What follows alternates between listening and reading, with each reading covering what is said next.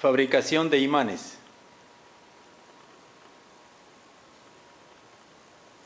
El ferromagnetismo es la técnica utilizada para lograr que en un material ferromagnético que conocemos desde el hierro, cobalto, níquel y otros, y sus aleaciones respectivas, la más conocida, el acero, hierro con carbón duro, el alnico, aluminio, níquel y cobalto.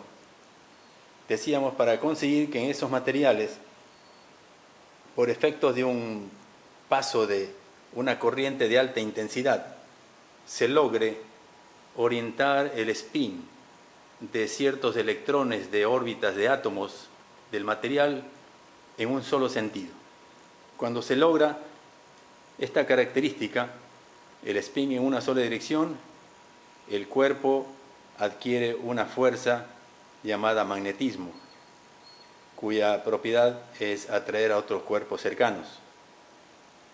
Vamos a utilizar un enrollado de alambre, una bobina de 300 espiras. Está diseñada de cobre de diámetro considerable.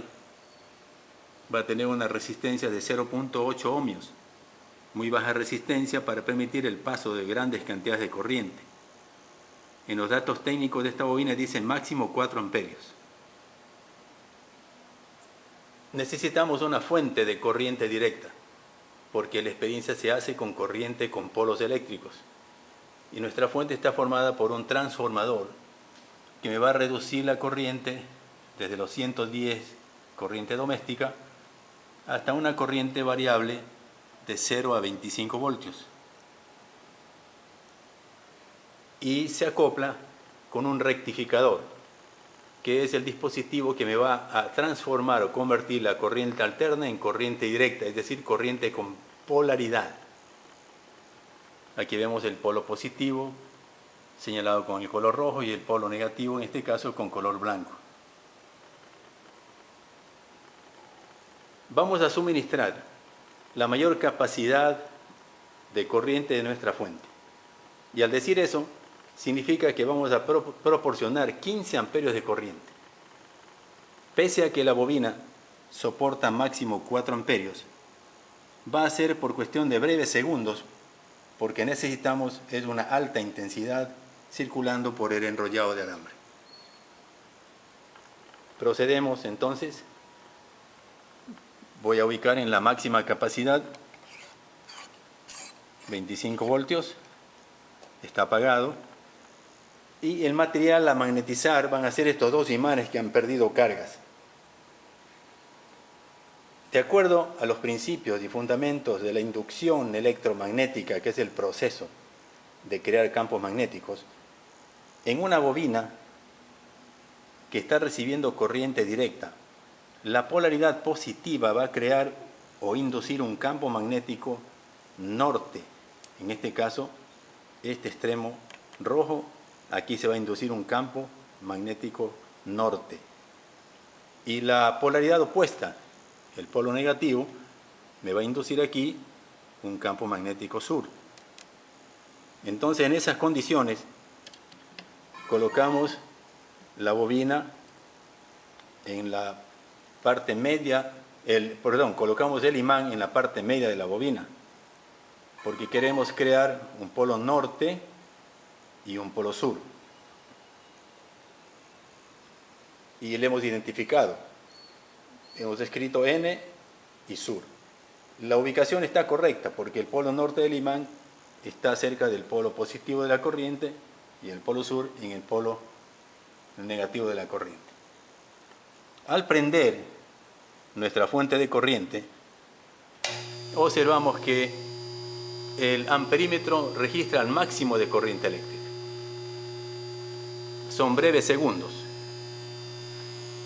Hacemos un movimiento del imán, inclusive la bobina tiende a calentarse un poquito por la alta intensidad. Apagamos. Vamos a proceder con el otro imán que está descargado.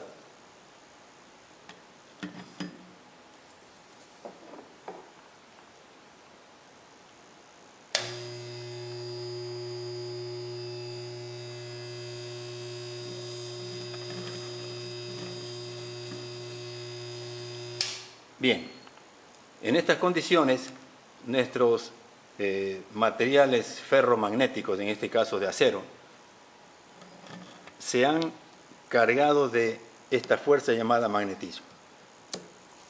Podemos identificar, si acercamos, polos contrarios, se adhieren, se atraen.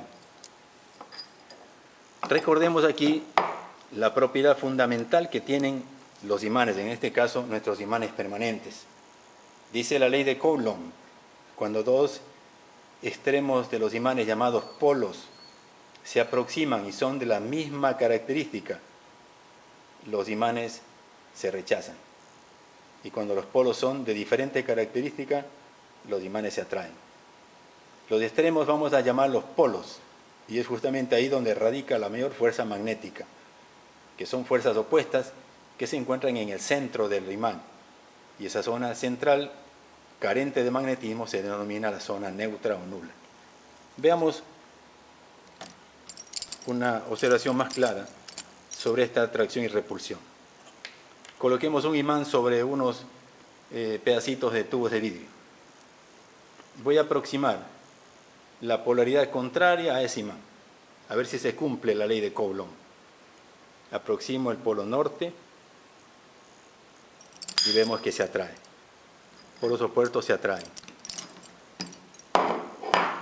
Vamos a aproximar ahora polos iguales. Sur con sur se rechaza. Es bueno conocer que si yo coloco el imán dentro de la bobina con los polos cambiados, la polaridad también se va a cambiar. Veamos brevemente. El polo sur del imán, que ya lo fabricamos, lo pongo en la polaridad positiva, que va a crear un campo o inducir un campo magnético norte.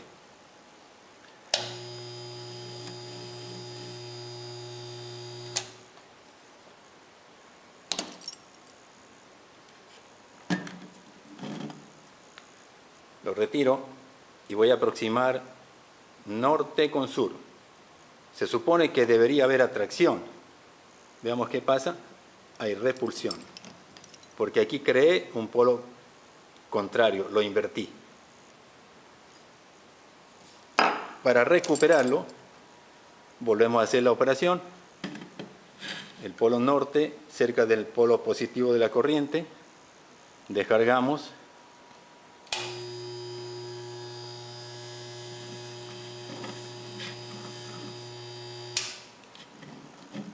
Y observemos el resultado. Norte con sur se atraen y polos iguales, norte con norte, se repelen. Finalmente, para nosotros asegurarnos de que hemos creado un imán con polos norte y sur, vamos a hacer una aproximación a una brújula que la tenemos aquí dispuesta en nuestra mesa de trabajo. Tenemos una brújula. Está señalando hacia el polo norte un extremo y polo sur el otro extremo. De acuerdo a la ley de Coulomb, si yo aproximo un polo de igual nominación, de igual sentido, es decir, norte de mi imán al norte de la aguja, se va a producir una repulsión. Efectivamente hay repulsión. Y en caso contrario, el norte del imán atrae al polo sur de la aguja magnetizada. Recordemos que el comportamiento de esta brújula o aguja magnetizada de estar siempre señalando el norte geográfico es porque nuestro planeta, la Tierra, es un gran imán natural cuyo magnetismo se ha creado en el núcleo de nuestro planeta, donde una gran cantidad, un núcleo de hierro fundente al estado de plasma, ha creado en su masa esta fuerza o energía llamada el magnetismo terrestre, con sus respectivas polaridades.